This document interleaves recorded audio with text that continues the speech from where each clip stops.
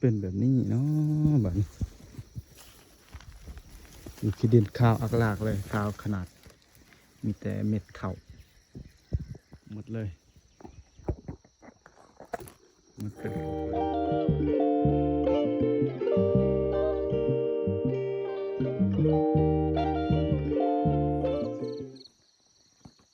กราบทักทายสบายดีพ่อแม่พี่น้องFCเบิร์ดสู่ผู้สู่เพื่อน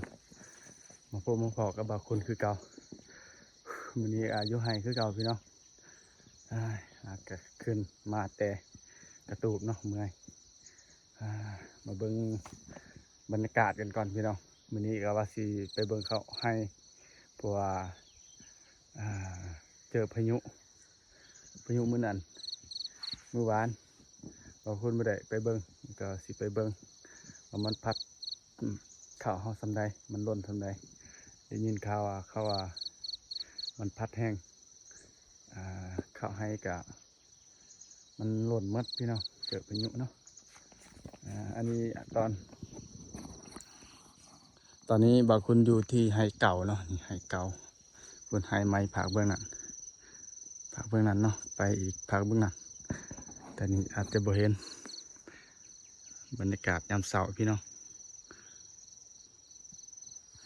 มันจะเป็นน้ำเขื่อนเนาะน้ำเขื่อนนี่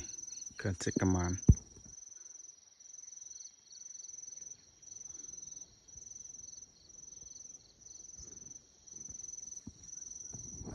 ตอนนี้ประมาณ6 โมงเช้า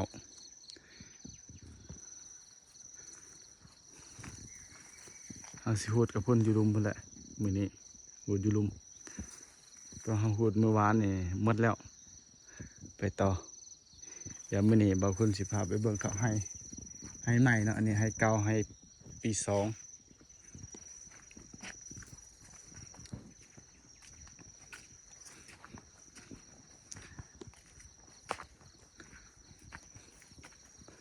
โอ้ยอดวิวตกลายช่วยหน่อยมาไว้แหละเฮ็ดคลิปนี่ยอดวิวบ่ฮอด100ซ้ำนะโอ้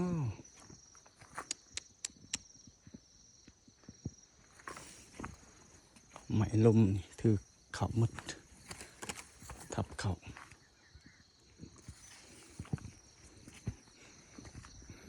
โอ้ยเนาะ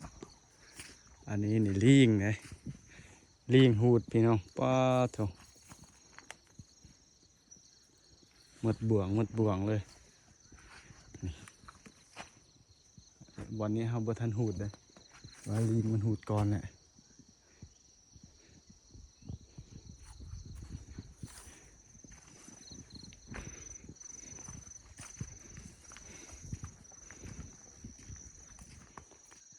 อีกปิดอีกมุมหนึ่งให้หลายอยู่พี่น้องแต่ว่าเขาบ่งามให้นี่ประมาณ2 เฮกตาร์ปลายเขาปี2เนี่ยมันกับบ่งามปีกายนี่ปีแรกกับบ่งามเพราะว่าฝนตกบ่ถึกฤดูฝนบ่ตกเนาะช่วงเดือน8 เดือน 9ฝนบ่ค่อยตก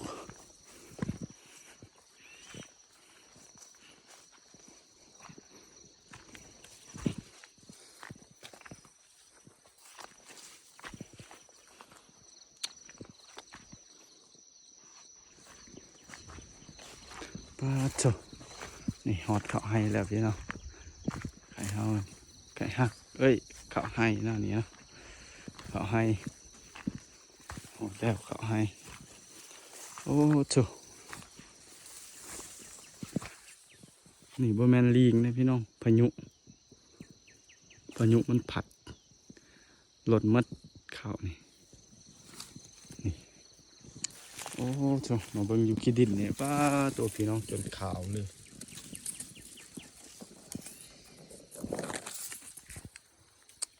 พายุ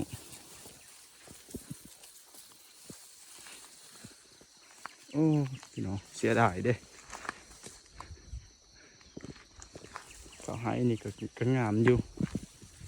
แต่ว่าคือเป็นแบบนี้เนาะบัดนี้หมดขาจั่วเลยอยู่ขี้ดินนะ เป็นกองๆเลยโอ้ยรวมๆนี่เป็น4-5 สอบเพิ่นได้นี่จนหมดบ่วงเลยอันนี้บ่แม่นลิงบ่แม่นอีสังเด้พายุเข้า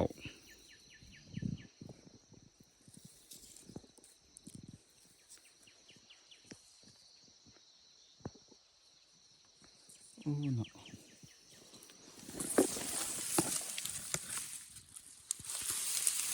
สมวานกะไอ้นี่โอ้โหบ่เคยเห็นพี่น้องก็เห็นปีนี้พายุช่วงเดือน10นี่แล้วก็เดือน11นี่เนาะ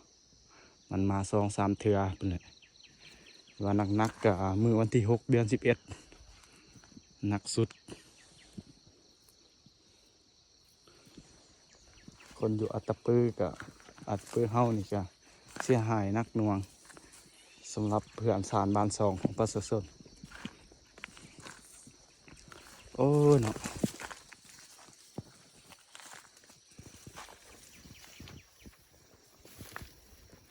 ผุ่นได้หมดเลยได้โอ้เสียดายพี่น้องลมพัดความแห้งนี่มันก็เป็นแบบนี้เนาะแบบนี้มีขี้ดินขาวอักลากเลยขาวขนาดมีแต่เม็ดเข่า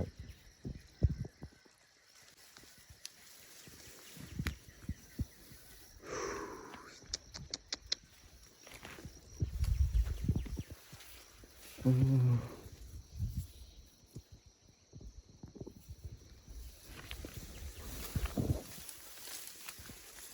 ตายแล้วแบบนี้ขาวบักงามๆมันก็เป็นแบบนี้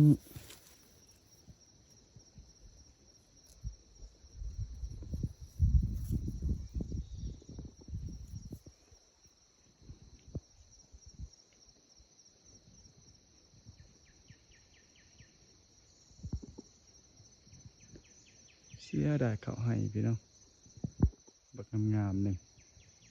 ว่ามันเป็นจังสี่หมดความงามเลย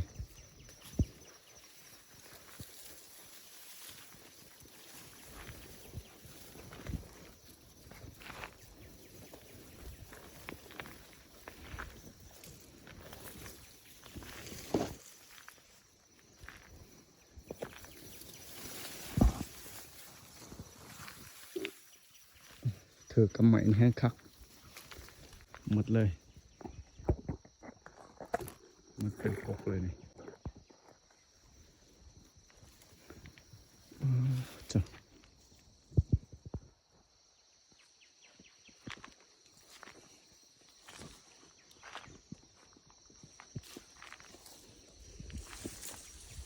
พุ่นได้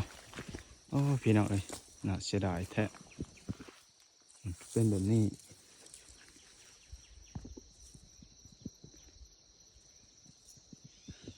โอ้บรรยากาศพี่น้องบรรยากาศนี่บ่ค่อยมันงามคือเก่านะ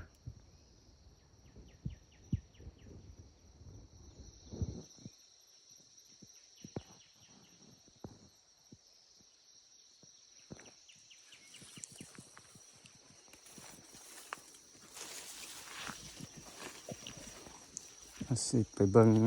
ตามแคมเนี่ยยานหมูป่ามันกินหมูป่าเนี่ยเลยกะพายุเนี่ยโอ้ยเนาะ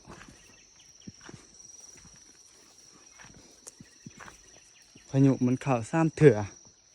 อยู่บ่อนไฮเบาคุณนี่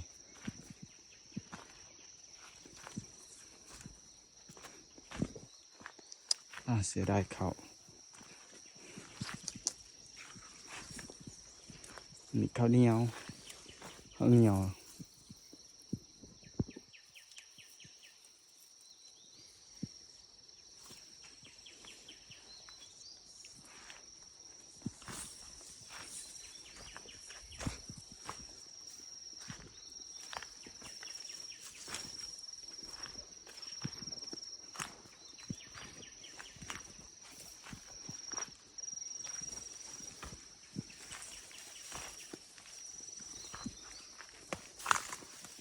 สัตว์ป่านี่มันหลายชนิดมีลิงกับหมูป่าโอ้ภาคเป็นนั้นลมอีกลมราดพื้นเลย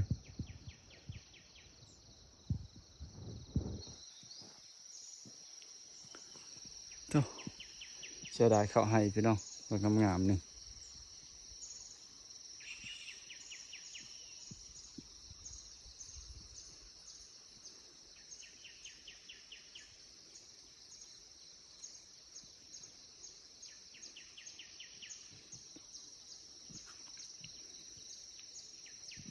โอ้เขาให้นี่หูดกับมวนอยู่เขาให้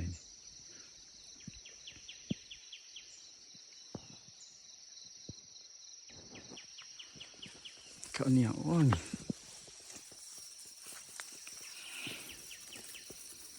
ข้าวเหนียวข้าวเหนียวเขาให้นี่งามพี่น้องเม็ดมันกันใหญ่แน่เม็ดนะ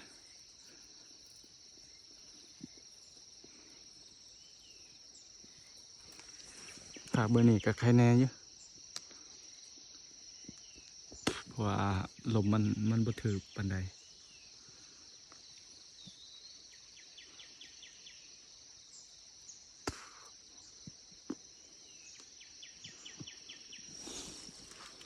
ไปสิลงหลุมพุ่นแหละ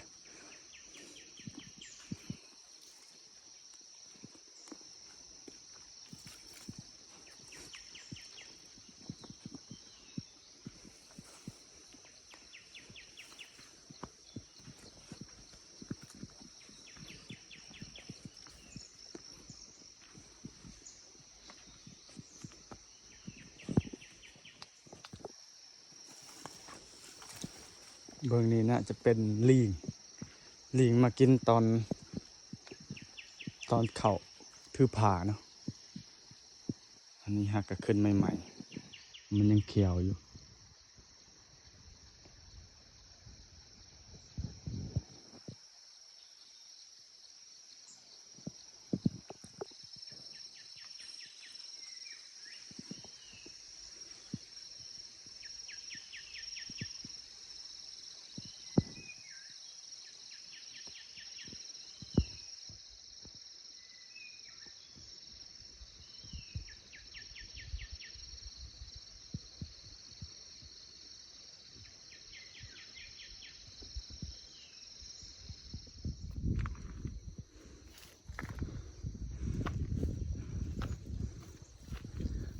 ขึ้นมาแต่พุ่นเลย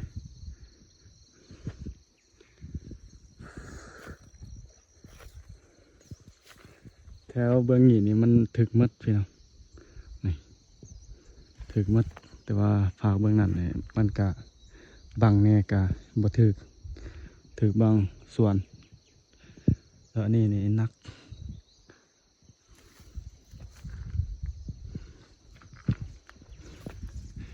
โอ้ยพูดต้องให้กับพูดทางนั้นเอาพี่น้องคลิปนี้ก็สิจบคลิปเพียงซ้ำนี้เนาะมาเบิกข้อให้จากผลกระทบจากพายุกับสัตว์ป่านี่ก็เป็นธรรมศาสตร์ของเพิ่นอยู่แล้วแต่ว่าพายุนี้เนาะพายุนี่ก็เกิดจากธรรมศาสตร์คือกันแต่ว่าผลหายหลายอย่างผลกระทบหลายอย่างก็มันเกิดแล้วเนาะก็เกิดจากธรรมศาสตร์กับสิบาจังได้เนาะจากสิบาแหละ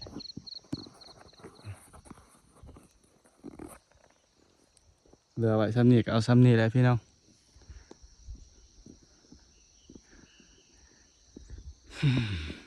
ไปเดี๋ยวบางคนสิวูดเข้าอีกพี่น้องคลิปนี้ก็สิฝากคลิปไว้เพียงซ้ำนี้ขออำลาพระจากเดี๋ยวมาพบมาปอกกันอีพีต่อไปคลิปหน้าเด้อพี่น้อง